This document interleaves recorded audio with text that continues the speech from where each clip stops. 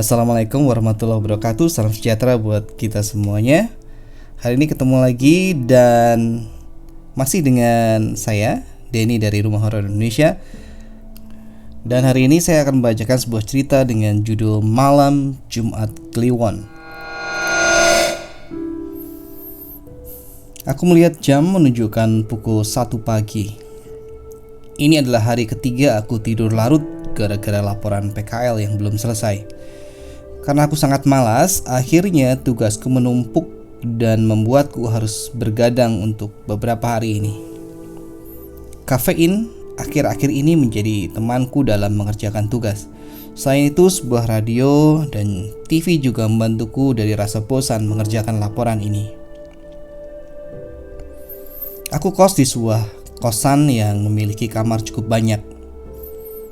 Kamarku bernomor 19 yang letaknya tepat di tengah lorong. Namun aku nyaman di sana.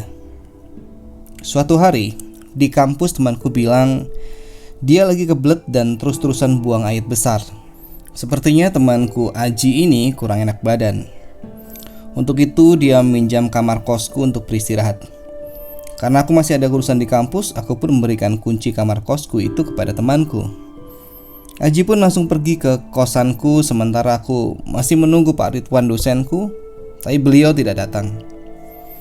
Apa boleh buat, kira-kira jam 6 sore aku pun kembali ke kosan.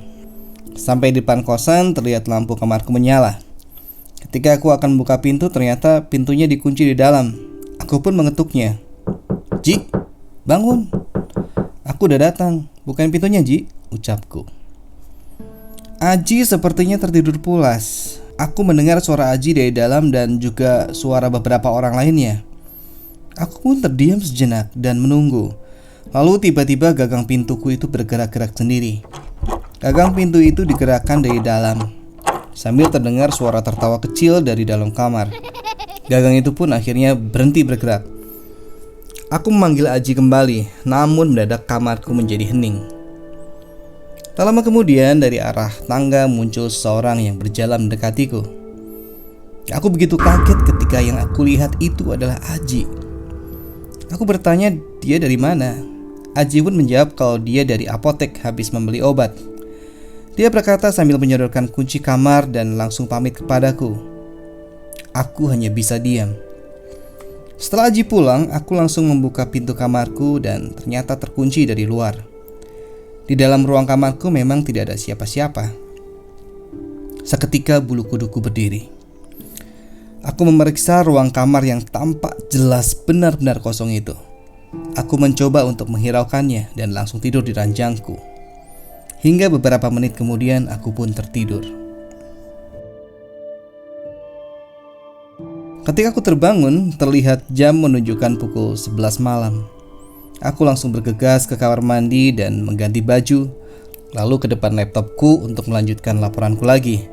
Sepertinya tugas laporan ini membuatku lupa akan kejadian tadi. Namun, tak lama kemudian aku mendengar suara berisik, seperti orang-orang mengobrol dari arah luar kamarku. Aku lalu membuka pintu dan melihat keluar. Di lorong tidak terlihat siapapun. Namun suara ribut itu masih terdengar jelas. Karena sangat ribut, aku pun membanting pintu agar terdengar menyindir mereka. Suara itu pun perlahan berhenti. Lalu aku lanjut menulis laporanku sampai aku mulai mendengar suara tetesan air. Kenapa malam ini banyak sekali gangguan? Aku memeriksa kamar mandi dan melihat keran air. Tidak ada yang bocor.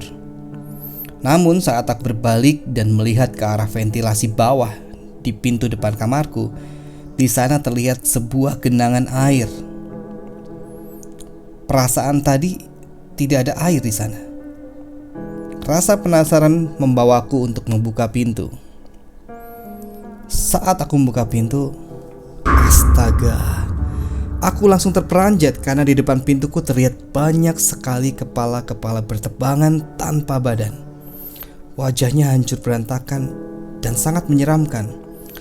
Aku melihat mulut mereka menganga dengan lidah yang terjulur dan meneteskan air liur ke lantaiku. Suara gaduh itu jelas terdengar dari sosok itu. Aku langsung lemas dan hanya bisa terdiam saat itu. Lalu aku bersembunyi di balik selimut sampai akhirnya sosok itu pun menghilang. Bergegas aku lari keluar dari kamarku. Malam itu pun aku tidak tidur di kamar kosku karena takut akhirnya aku bergadang semalaman di kamar temanku. Aku tidak bisa tidur. Sosok tadi sangat menggangguku.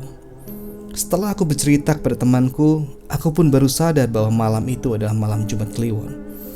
Tapi aku tidak tahu kenapa sampai diganggu sosok itu. Mungkin terkadang sesuatu yang terjadi memang tidak perlu ada alasannya.